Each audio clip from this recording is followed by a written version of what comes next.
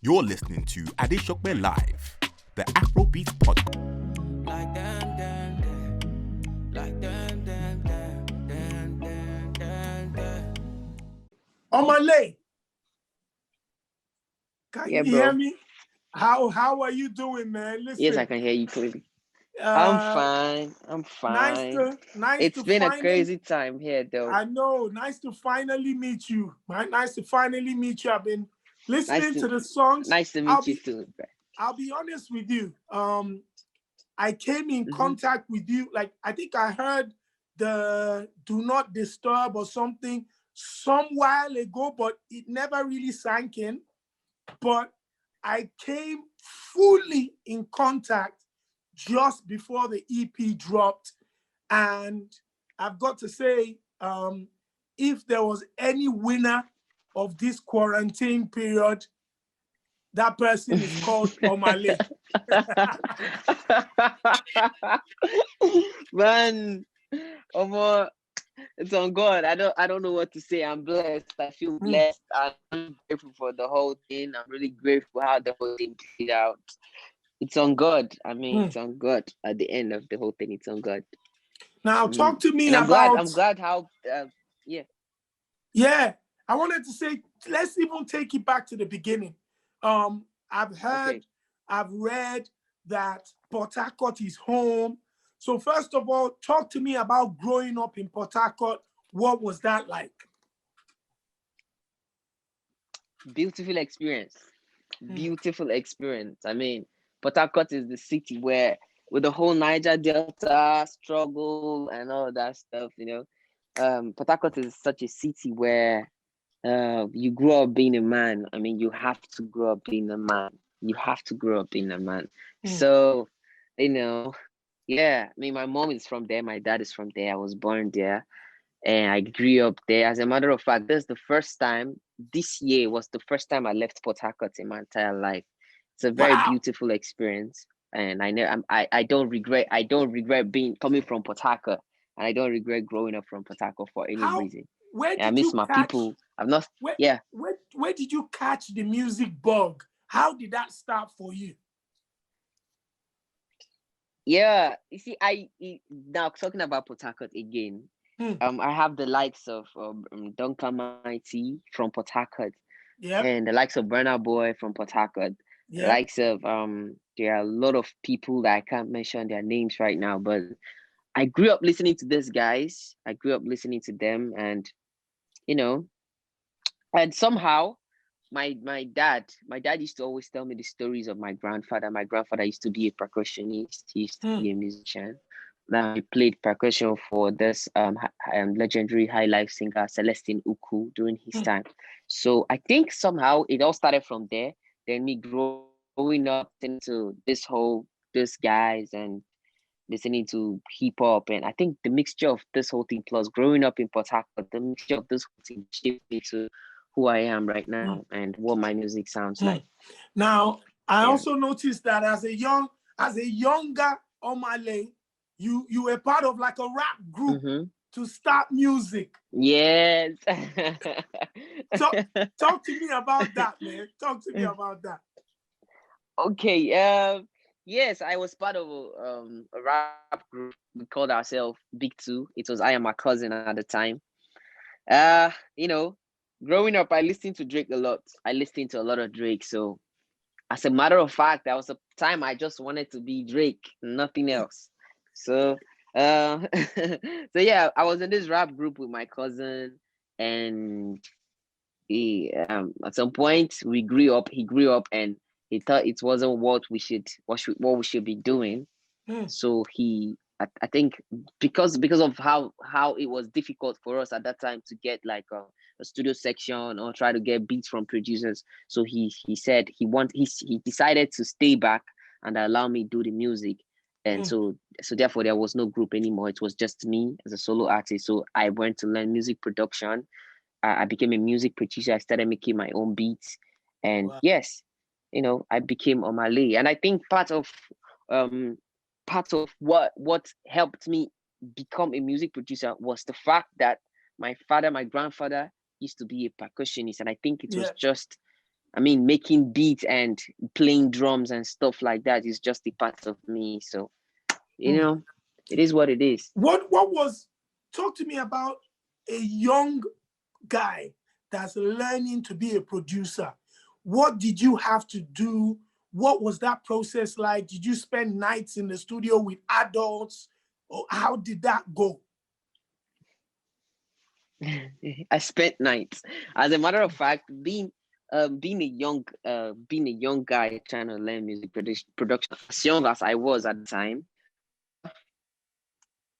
it was in Port Harcourt. It wasn't so easy, but yeah, it wasn't a very easy one because you would have to, for a start, you don't just come and then just begin to learn. You'd have to serve. You'd have to serve at first. You know, that was how it was. You'd have to be like the guy in the studio who just run errands, clean the places and stuff like that. So yeah, it started from there, and I improved.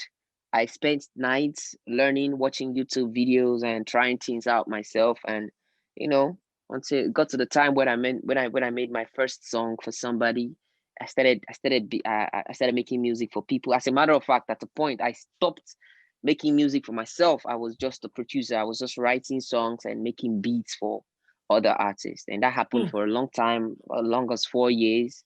Yeah, I was Wow. just in the studio for 4 years making music for people and writing songs for people until last year I decided to make my own music. So So you not last year. Sorry, I'm mistaking it. I mean this year. I mean, it was until this year I started making music for myself. Yeah, That's until this year. crazy, man. So you spent like 4 years just producing and creating for other people. How much were Yes, people exactly. giving you that time? How much?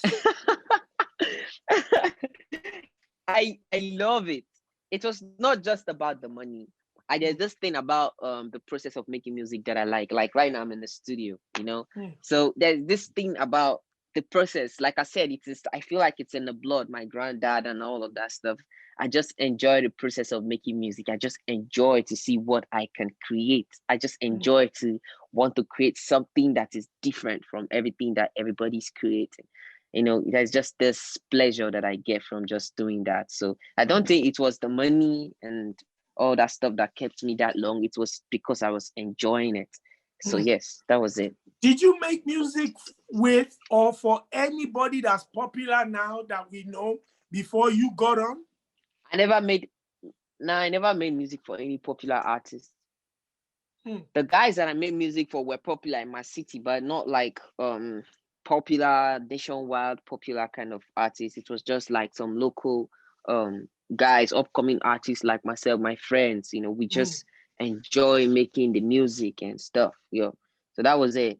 There was no big project and stuff. I made a lot of gospel music at that time too. I Wow. produced a lot of gospel songs. Yeah, so you know, I just love it. I just love making music.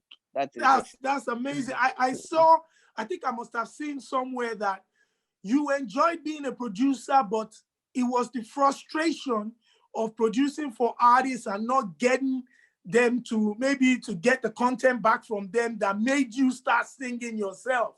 Tell me about that. Yes, actually. Yes. One of the reasons why I decided to make my own music, I decided to become like a musical artist who sings like a singer, was because a lot of the times it was quite difficult. It was a lot of the times I felt like I wasn't getting enough credit that I deserve, because a lot of the times I'm the one who write the songs, I'm the one who make the beat, I'm the engineer, the mix engineer, I'm the mastering engineer and everything. And then by the time we're done making the song, boom, that's the end of it for me. I don't get to see the artists. They just take the glory, see them on show, playing shows and touring and stuff like that. So, you know, at some point I just wanted to prove to a lot of my friends that I talked with my friends that I made music for and they just left me and stuff like that. I just wanted to prove to them that I could do it, that I could do it myself, that I was actually this guy before I turned into this guy who is now always in the studio making music for you. So yeah, I think the first time I tried to do it was Do Not Disturb. Do Not Disturb was the first song that Wow. I tried to make by myself to just show people that I could make music. So when I did it and I put it out, it became what it was, my city, and everybody was going crazy about it and stuff. So I just kept on making the music until I found myself in Lagos this year. Now, the Lagos trip for most artists coming from Port Harcourt or Enugu or anywhere, Lagos is always like the ultimate goal. Talk to me about being from Port Harcourt, growing up in Port Harcourt, and wanting to go to Lagos to make it big. What is it like? How do you guys see Lagos? No. It's for me. I'm saying this for me because it didn't feel like I had to leave Port Harcourt to actually become to get more audience, to get a larger crowd. I didn't feel like I had to leave Port Harcourt. I made my music from Port Harcourt. The only reason that I left Port Harcourt was because my label was in Lagos. That was the only reason I left Port Harcourt. And to make things easier for me, to make me reach places easier, because absolutely, honestly, Lagos is where the whole entertainment is centered around. Yeah. Understand? Lagos is where lots of the gigs, lots of the shows are being played at Lagos. Yeah. So are being played in Lagos. So, to just help me connect with people more and get access to things easier. I think that was one of the reasons why I moved down to Lagos. Yeah, and my label was in Lagos, so I just had to move down. It wasn't because of it wasn't big. Yeah, it wasn't because you can't make music from wherever you are. You can't make good music from wherever you are. It's just simply the access to the easy access to getting things. That is why a lot of people move down to Lagos. Absolutely. Yeah. Talk to me about your label, man. What label you signed to? How did that partnership come about? I'm signed. Yeah, man. I'm signed to KeyCard. It's an indie label. I'm signed to KeyCard, and it happened like after the release of my second song, Hello Brother. Yeah. Just after I released Do Not Disturb. I when I released the Do Not Disturb song, my city showed me love. A lot of people wanted me to keep doing it. So I did the second song, Hello Brother. And I think Hello Brother got the attention of a lot of more people than Do Not Disturb, because my city radio stations, the radio stations in my city, Port Harcourt at the time, they started playing the song back to back. I mean, I was hearing myself in almost everywhere that I go to. So I think, I got more attention in my city and beyond. And my label got to find out about me, and they came down, we spoke, and we, they are family now. They're my family now. So yeah. So after, it looked like for us, the Omah story, especially here in the UK, was like just bang. So you had 2 singles, and the next thing we knew is like another single and then an EP. Why did you decide within your first couple of months of doing music professionally to deliver a body of work? Why did you want to do that so early? Because that's what I've been doing all my life. I mean, it's what I've been doing since I knew what growing up is. I started making music before I even knew what becoming a boy, like a grown-up boy. Before I knew what that was, I started making music already. So, I mean, there was no reason to wait longer. I was actually heading for a release of an 8-track EP, which a lot of the songs were already recorded. They were already recorded and made before I even got my record deal, before I even started thinking of dropping an EP. These songs were already recorded, but with time I just improved on them, re-recorded them, rewrote them, added a few more things to the beats and stuff. So yeah, it was not so easy, but I decided to release a body of work because I want to show that music is something that I have been doing. I can do it. So what's the essence? Wanting to pinch it, like drop little beats of it. So yeah, I just wanted to give the whole world what I'm made of, you know. So It's yeah, that like was it for me. because you knew that you've got so much music. Why give them little? Drop the whole thing on them. That was it, bro. Now tell me about your style. Your style is very soft, calm, kind of cool. Was perfect for this season when we're just listening and streaming music. And that style, it didn't look like that style was out there popular. So who influenced that style? Where did you get that style from? Normally, I'm a laid back guy. I'm a cool guy. I don't like stress. So yes, I'm a cool guy. I think this is just me living my life through my music. And I actually listen to a lot of Wande Cole. I listen to a lot of Drake. So yes, I listen to a lot of high life music and stuff. Yeah. So I think, I think the mixture, the whole coming togetherness of this whole thing just made me what I am. And plus the fact that didn't I didn't get to leave. I spent almost all my teenage time in the studio. So yeah, I think everything I have known was just music. I never had time to play rough and do stuff and become loud. So I think it showed in my music. So my music still is calm and stuff like that. Yeah. The EP is titled Get Laid. I smashed a lot of records, over 100 and something million streams across platforms for a brand new artist. You know, that deserves a round of applause, my brother. Thank you, bro. Thank you, bro. I ain't gonna lie. Talk to me about Get Laid. Where you instantly, when anybody hears Get Laid, we're thinking girls, we're thinking, get laid. But it obviously there's like a catch-22 to it. It also has a little bit of your name in it, in Omah.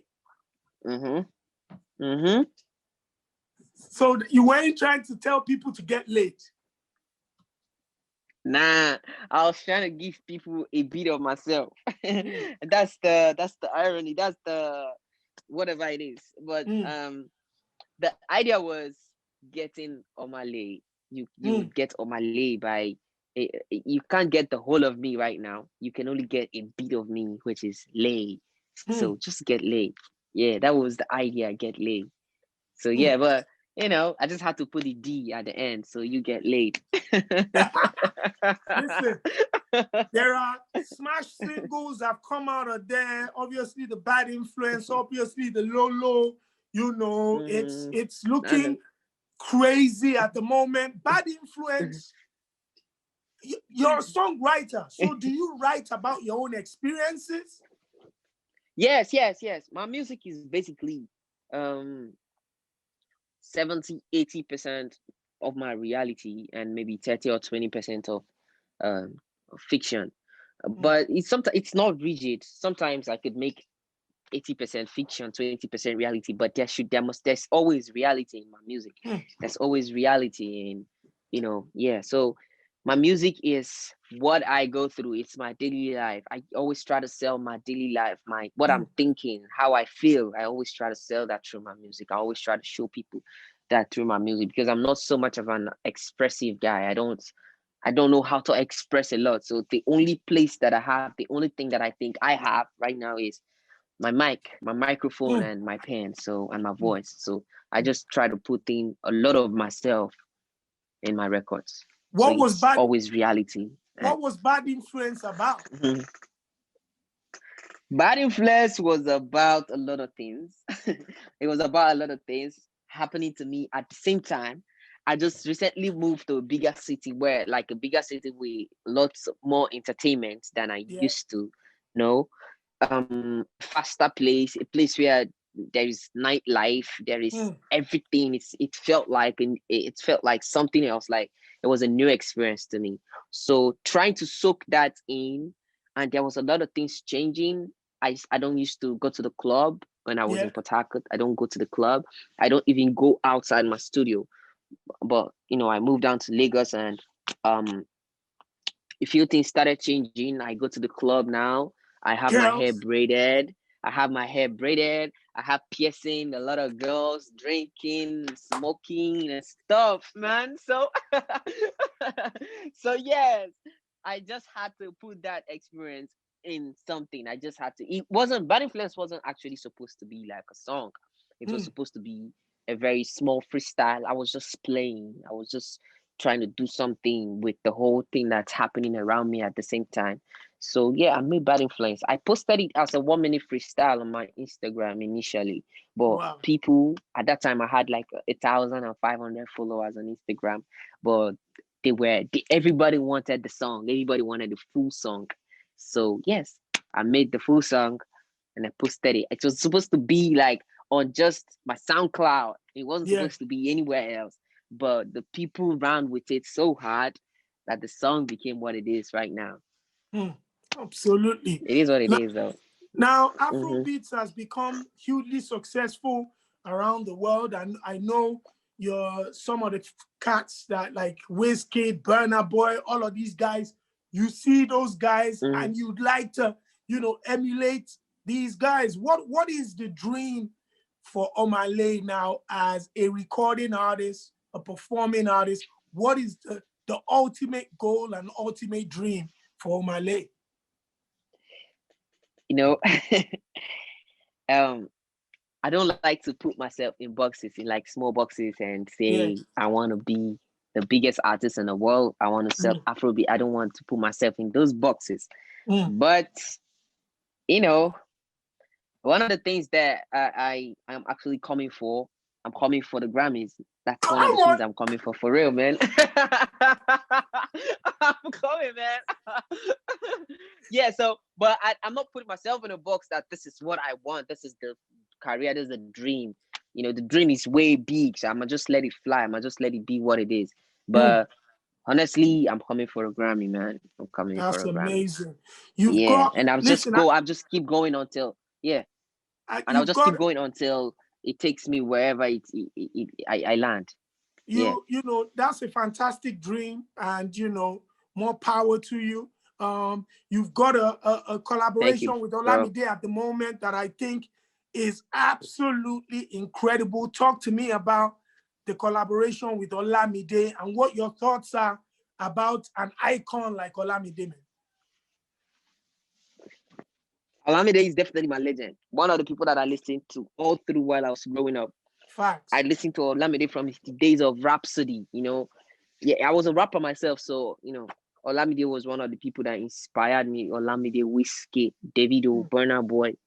These guys have been like One Day Cole. These guys have been on my playlist ever since I was a kid. So having myself link up with a legend, Olamide, was a big thing for me. It was a big deal for me. So, and he was a cool guy when I met him. When I met him, it was like, man, it was such an experience. I can't explain the feeling. And he was so welcoming. We did what we did, had fun with the music, and we got the song. The record Infinity is an absolute smash, and I'm sure people are going to love it just the way I do. Finally, you've collaborated with Olamide now. Who else would, and if the management came to you today and said, Omah, give us 3 names and we're going to get you these collaborations from Nigeria to Soweto to New York, who will be the top 3 artists that we need to get for Omah? Definitely, I would want to have a collaboration with Drake. I mean, Drake, definitely. I would want a collaboration with Post Malone. I would want a collaboration with Black. I would want a collaboration with these 3 guys. I mean, wow. And I would also like a collaboration with Rihanna. I could keep mentioning, but these guys are, Black, Drake, Post Malone, Rihanna, man, there are plenty of them, but these are the guys that I could mention right now. I definitely want a collaboration with them. I saw you on, I think it was an Instagram live with Sowiti, is it? Yeah, Sweetie. Yeah, yeah. Sweetie is my friend. I mean, she reached out to me during the. We recently linked up during the whole NSAS thing. So Yeah, she wanted somebody to talk to talk to people about what is really happening. The idea was just to let people know what is happening in Nigeria. So people just help us and keep spreading the story. So people just to bring awareness to what is really happening in the country. So yeah, yeah, because the news wasn't reading it, a lot of wasn't reading the whole thing. So people needed to know what was happening. So she had to put me on to talk to her audience, and that yeah. was it. Did you, as I was saying, did you Mhm. send any message to Sowiti to say, yo, I've got a song for you, man? I'm not sure I did that, but Sweetie is definitely somebody that I would want to put on that list if I have a large if I have options, a lot of options to put, I definitely would put Sweetie. But I think definitely I and Sweetie would definitely get something to do together in the future, And in the nearest future. and and Yeah. finally, before we wrap up, I saw a video of Okay. Jaden Sancho listening to your Mm-hmm. music and playing the song. How does that make you feel to see not Man, only Nigerians outside of Nigeria like us excited, but to see international superstars that are really vibing to your music? What was that like when you saw that video? man, I can't explain the feeling, bro. I really can't explain the feeling. Honestly, this was not what I saw at first for a Mm, starter like me, like myself. It wasn't what I saw. But man, it has happened. I mean, it has happened. It grew way beyond what I saw for a start, way mm, beyond. And I feel so blessed. I feel so grateful. I'm grateful to God. I mean, mm. that's the least. That's everything I can do right now to be grateful. Absolutely. I feel blessed, Absolutely. honestly. I feel blessed. And I what can't explain message the feeling, but I just have to describe it with feeling hmm, blessed. and what message would you like to pass to the Yeah. fans, especially here in the UK, where they've taken to your music hugely? What message, and around the world, Mm-hmm. what message would you like to share with them? Mm-hmm. Big love to all of my people listening. Big love to everybody supporting me now. Big love. I love you guys 100. Always. I'll be loyal, man, and I'll be for you guys every day, man. Absolutely, man. Listen, it's been a pleasure talking to you. I think I saw your, first of all, thank you very much for joining me. Really appreciate it. We love the music, like the different sounds you've brought, and I'm super excited for the future for you, not only as a singer, a songwriter, a producer, who's also bringing a Mhm. completely different style to the game. It's always a pleasure to see somebody brand new bringing a wonderful energy in. So, thank you very much for your time.